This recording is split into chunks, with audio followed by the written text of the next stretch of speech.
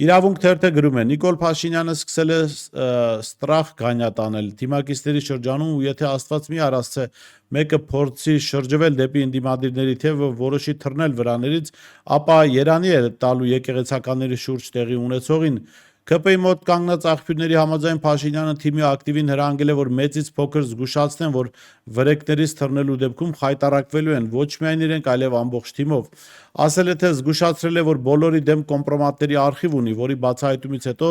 սեփական ընտանիքներն անգամ երեսք թեքեն իրենցից։ Իհարկե, շատ գովելի է, որ իրավունք թերթը ԿՊԱ-ականների ընտանիքների մասին նման բարձր կարծիք ունի։ Ես չեմ կարծում, ինչ կարգի կոմպրոմատ էլ հրապարակեն, ԿՊԱ-ականների ընտանիքները հրաժարվեն իրենցից, հատկապես որ նրանց մեծ մասի ընտանիքները սկսել են օրվա հացի խնդիր չունենալ միայն այն պատճառով, որ իրենց որդին կամ ընտանիքի մեկ այլ անդամ